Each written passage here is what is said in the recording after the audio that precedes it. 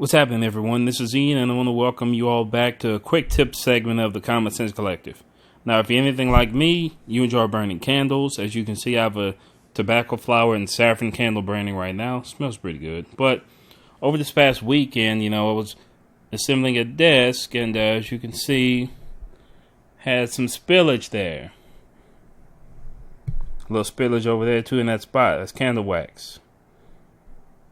Get your mind out of the gutter. Anyway, as you can see, I got a mess. I took up a couple big pieces, but the big pieces are typically not the problem. This is the problem. Wax melts and squishes, leaves a residue.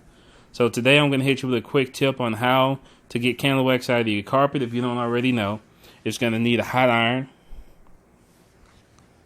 and a napkin. Typically, a paper towel folded doubled over. And I think you know where I'm going with this. Now, one thing I will tell you is I would not recommend you use a temperature over 50% of the heat that goes over 50% of the highest heat on this iron, because most of these carpets contain synthetic fibers, which are typically plastic, and too much heat on the synthetic surface will cause it to harden.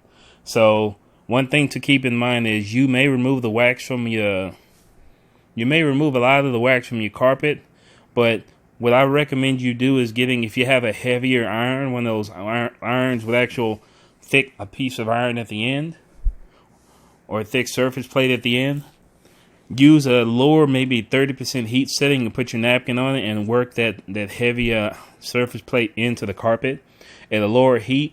That will cause the candle wax to heat up at a lower temperature, heat up slower, and will allow you to drive more into the carpet, pulling more of the wax out. You may have to continue to recycle pieces of paper while you do it, but I'm going to put this in action real quick. As you can see, there are a couple of pieces right there, that little line. So we're going to put this in action. Now, of course, just after that, you just hold it. Make sure you don't knock over another candle so you don't have to do this crap again. But you just apply pressure. Apply pressure over the entire plate. Let it sit for a while. Kind of work it in. Work it in. You should still be able to somewhat smell it. And as you can see, you see the color of the paper beginning to change. That's the wax melting and being pulled up. Now, I just wanted to give you the gist of this. Because you all see how this works. And you just rinse and repeat over every area that you have, as long as you have paper towels. Sorry, I stepped away from the mic. Which you should have, because everyone freaked out and went buy all the toilet paper and paper towels for a couple weeks. But yeah, just continue that process. Now, let's just work over that area we know is affected.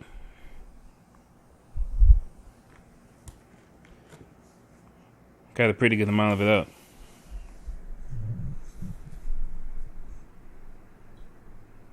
See how saturated that paper is? Now, as you can see, a lot of the wax is gone. Now, there will still be areas that may be hard. You just have to apply all more pressure there. I still recommend the lower temperature, but this is just a quick way to get wax out of your carpet. The first time I tried to do this, a couple years back, I had like a spoon and a hair dryer and all kind of crap, and then someone said, just get an iron. It's amazing what you learn from Google. But that's all I have. Hopefully this helps someone. Like, comment, and follow me. Be on the lookout for more videos. Thank you all. You all be safe. What's up, everyone? This is Ian, and I want to welcome you all back to the Common Sense Collective. This is just a quick tip segment.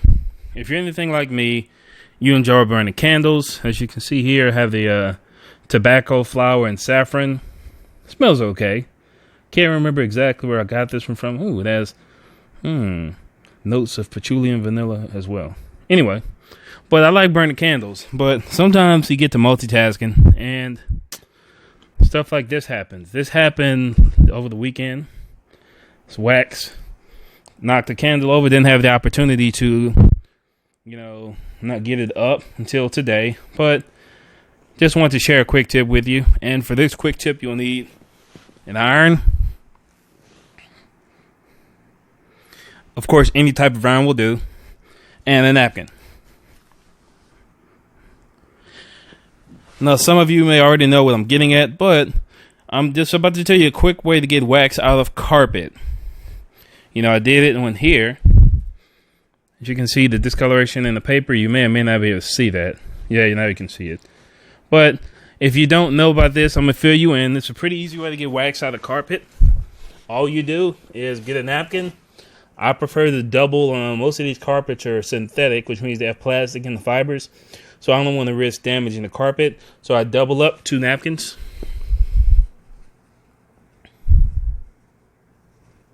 As you can see. Place them directly on the spot. If your napkins want to cooperate, direct over the spot. As you can see, there's nothing on that napkin right now. Apply heat. Now, you only want to let it sit for a couple seconds. You don't want to just have it there and forget about it, because you will burn the carpet. But as you begin to see, small dots coming up. Now, also, I don't have the iron at maximum heat, because I would prefer the carpet heat up slowly rather than just be exposed to a great amount of heat off the bat. So it's right at maybe about the 60% total heat setting. Of course, light's going to flash because it doesn't sense clothing, I guess. But as you can see, that wax is beginning to come up. The iron is heating the wax up, thereby causing the wax to melt, and the pressure from the surface of the iron is causing the wax, of course, to liquefy, which then causes the wax to get absorbed by the paper towels. Now we can check progress to see where we are. Much of that wax is gone. You still see a spot of heavy concentration here. So that spot's a little cleaner than it was. One thing to keep in mind is, and one reason I'm using a lower temperature, is because this carpet is plastic. So you don't want to have to do this too much, because the carpet will begin to harden in certain spots. But unfortunately, you can use a lower setting, and the lower setting that you use, the longer you will be doing this, but the less likely it is for your carpet to get hard. That's just something to keep in mind. Just a quick tip. I'm just want to share this with you all. If you all didn't know, sorry, I stepped away from the mic. Hopefully this helps someone that didn't know about it. Like and leave a comment. Follow back.